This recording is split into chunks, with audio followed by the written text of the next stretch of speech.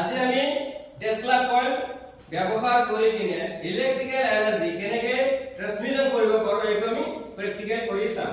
So আমাৰ topic লৈছো আমি টেসলা কয়েল।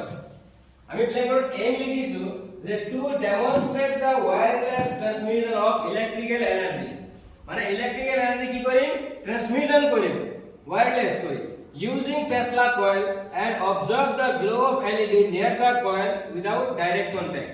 তার মানে কি লিখিছো কি বুজাইছে এইটো যে ইলেক্ট্রিক্যাল এনার্জি আমি ট্রান্সমিশন কৰিব পাৰো আৰু LED জ্বলাব পাৰো উইদাউট ডাইৰেক্ট কন্টাক্ট। যেতিয়া আমি LED টো আমি কয়েলৰ ওচৰত লৈ আহিম তেতিয়া কি হ'ব LED টো জ্বলিব, কিন্তু LED কোনো ধৰণৰ কয়েলৰ লগত কন্টাক্ট নাথাকিব, ডাইৰেক্ট কন্টাক্ট নাথাকিব। যেনেকৈ আমি বাল্ব জ্বলাবৰ কাৰণে পজিটিভ আৰু নেগেটিভ টাৰ্মিনেল এটা কানেক্ট কৰি দিওঁ হয় না নহয়, তেতিয়া বাল্ব জ্বলে।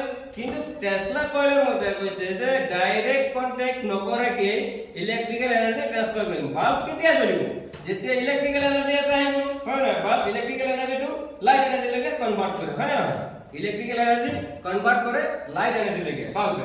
তো ইয়াতে এনাৰ্জি আহিব লাগিব, এনাৰ্জি আমি দুইফালে কানেক্ট কৰিলেহে আহে, কিন্তু ইয়াতে আমি ডাইৰেক্ট কন্টাক্ট নকৰাকৈ আমি এনাৰ্জি ট্ৰান্সফাৰ কৰিব পাৰিম। কেনেকৈ কৰিম এইটো আমি টেসলা কয়েল ব্যৱহাৰ কৰিম, টেসলা কয়েল ব্যৱহাৰ কৰি কিনে কৰিব পাৰিম। সো টেসলা কয়েল বনাবৰ কাৰণে আমাৰ কি লাগিব 9 ভোল্টৰ বেটাৰী লাগিব, 9 ভোল্ট বেটাৰী লাগিব। তাৰ পিছত সুইচ লাগিব অন অফ কৰিবৰ কাৰণে।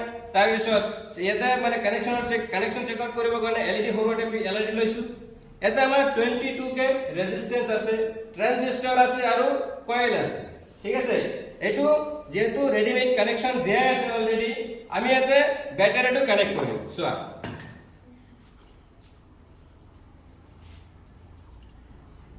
এই ব্যাটাৰি আমাৰ কানেকশন হৈ গৈছে হয় না, ব্যাটাৰি কানেকশন দিছো আৰু ইয়াতে সাৰ্কিট ডায়াগ্ৰাম অলৰেডি বনোৱা আছে। সাৰ্কিট ডায়াগ্ৰাম বলে দেখিছা না, সাৰ্কিট ডায়াগ্ৰাম বনোৱা আছে, ইয়াতে কয়েলটো কানেক্ট কৰা আছে।